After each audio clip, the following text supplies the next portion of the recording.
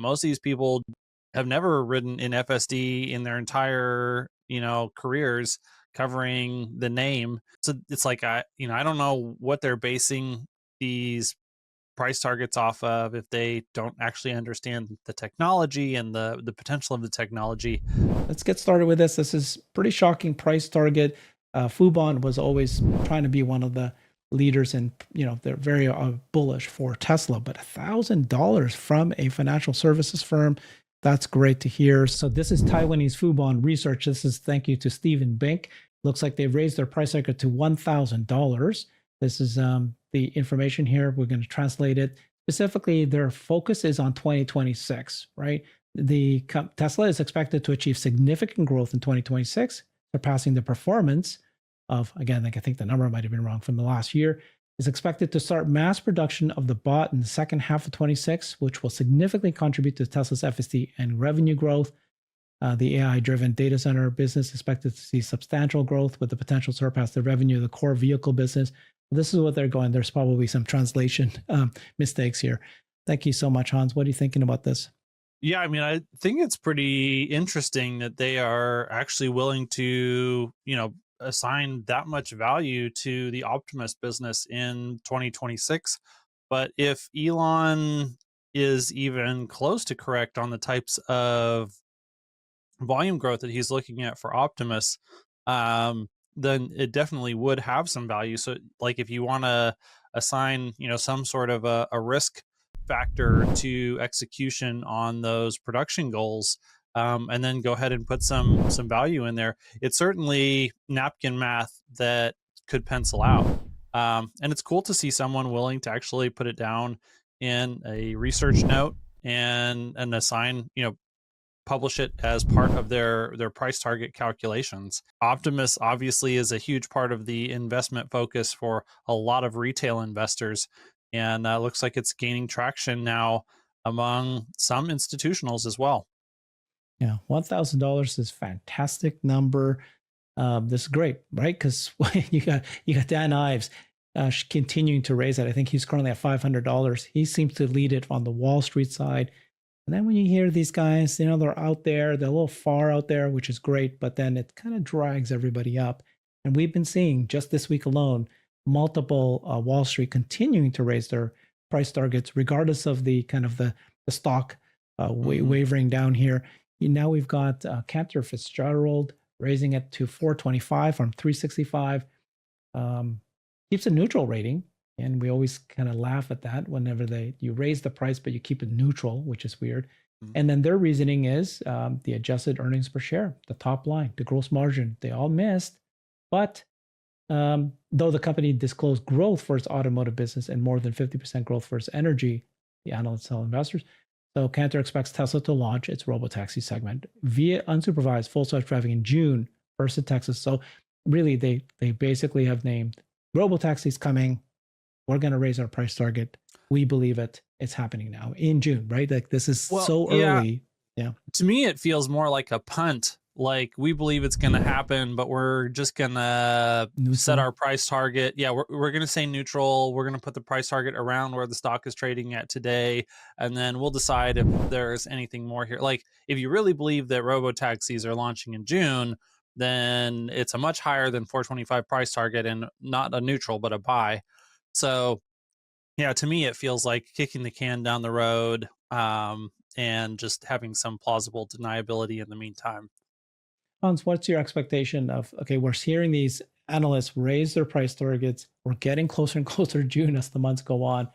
Are we going to see more price targets increases? Are they going to, since they already made it now, it's going to stay flat until the day of the commercial launch? Man, that's tough. I'm really not good at predicting what the Wall Street people are going to say or do. I think there's a number of factors that really play in there. So from the technology standpoint, I feel like we're probably on a good trajectory towards a rollout in June, maybe within a few months of June plus or minus, and more likely plus 2 to 4 months.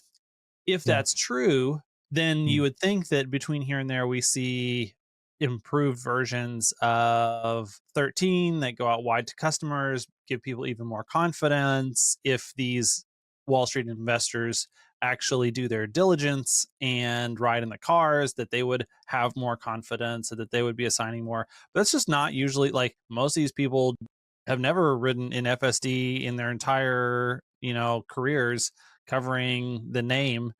And so it's like, I don't know what they're basing these price targets off of if they don't actually understand the technology and the potential of the technology. So it could be that more political factors kind of override all of that, and we see downgrades in between here and there, or we could see, the AI theme, like the fact that the AI theme kind of is growing so heavily. I wouldn't be surprised if we do see those upgrades. I'm thinking through the different possible scenarios, and I would assign the biggest probability to maybe melting up slowly from Mm. here to June. Mhm. Uh, Much lower probability that we see a lot of high expectations placed by the street on what's going to happen in second half of this year, and then also with low probability on people getting really upset and bearish. So yeah, I think that's kind of where my expectations of the future would land.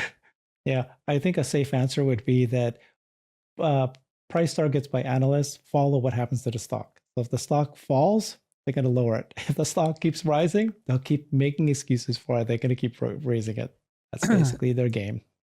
Yeah, and so if you can predict what the stock analysts are going to do, eventually, or you're virtually actually predicting what the stock can do, and if you can do that, then you can be Well, very, yeah, very always rich in follows, trading. so I can absolutely predict what's going to happen to the Mm, analysts after I see what yeah, happened to the stock. after the stock.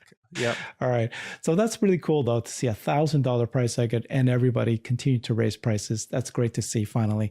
So we've got Cybertruck news here. You've got Cybertruck. Tesla announced that it now qualifies for the $7,500 federal tax credit.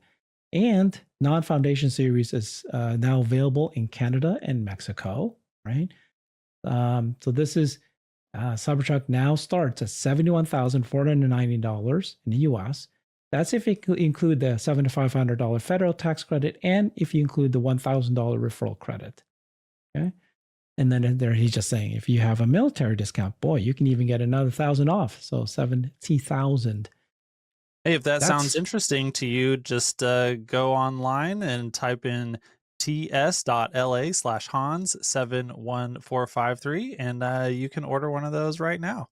Hans71453. Click on that, give him your Yep. referral, and you can get that referral discount.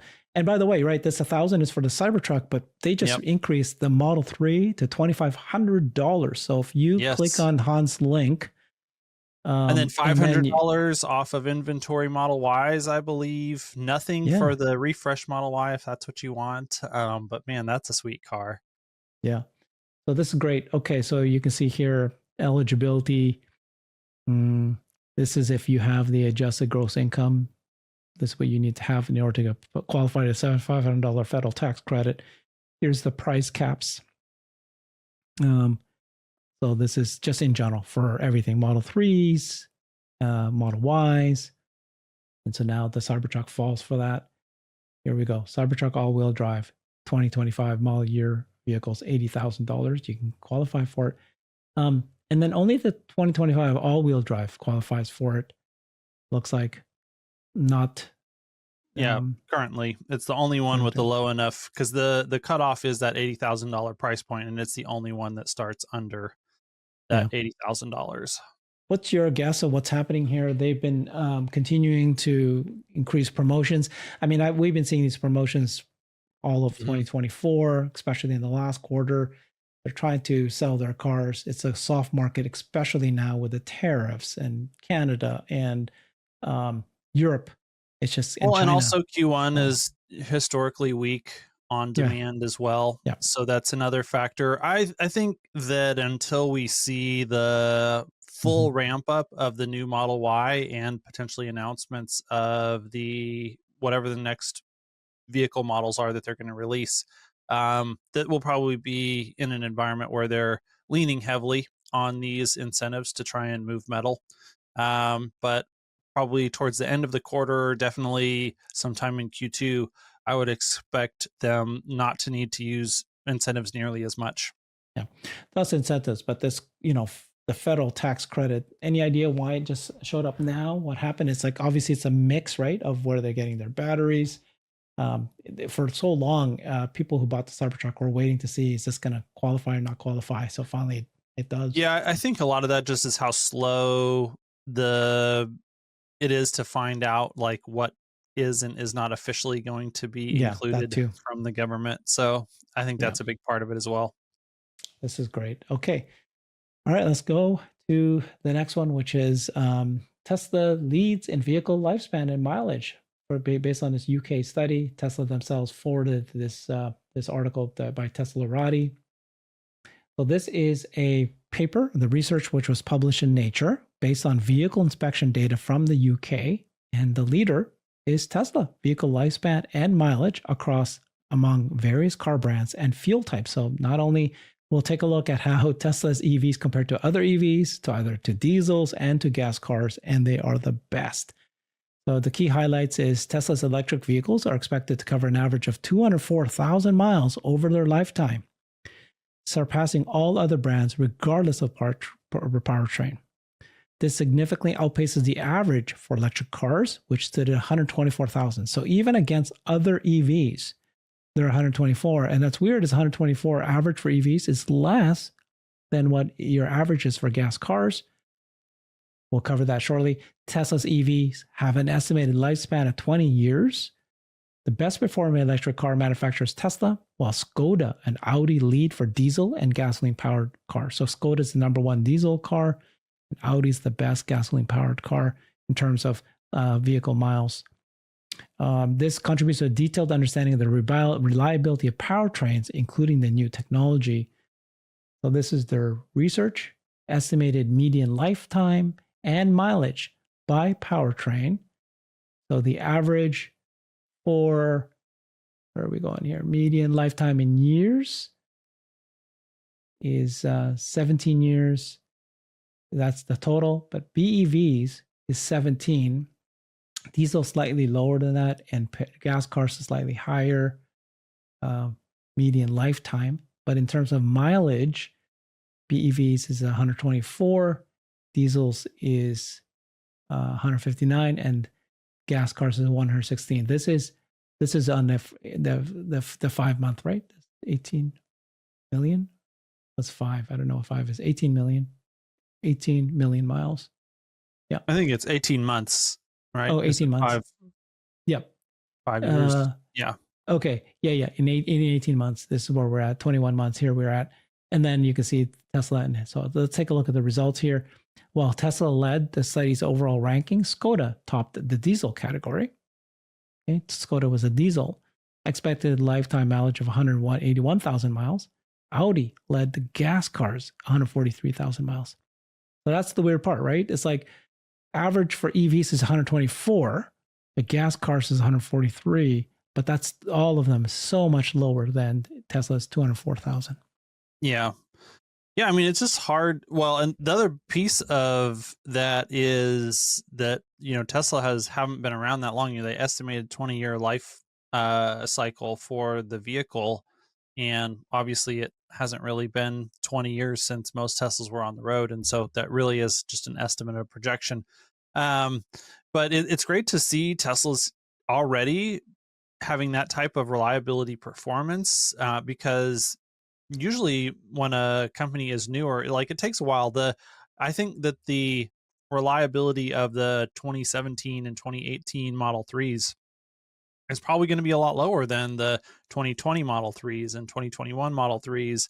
And then especially when you get into the refreshes on the Model Y and the Model 3, those are likely going to be even significantly higher on average than this 200,000 miles. And so this is a number that I expect to see continue to trend up as individual models mature. So like probably the Model S's and the Model X's haven't gotten a whole lot better over the last few years compared to where they were in 2018 or 2019, maybe a little bit. We'll have to see what the data shows there. But all that to say, I expect this to kind of continue to go up for Tesla specifically.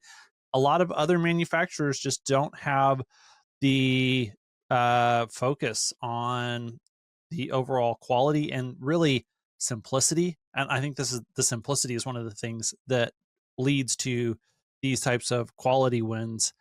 There's fewer parts to fail. If you do something like the octovalve, where you're combining the entire heating and cooling system for the car into one unified system, instead of having two or three or four or five different localized systems to do that, well, then you have less parts to fail that are all related to heating and cooling, which is something that's, usually you've got a lot of thermal cycles on that, and those cycles are associated with failure. And so those types of simplifications in the overall architecture of the vehicle lead to reliability over time. And I think that's one of the reasons why you see Tesla kind of shining in this specific case, even relative to whether it's diesel, whether it's gas, or other EV makers.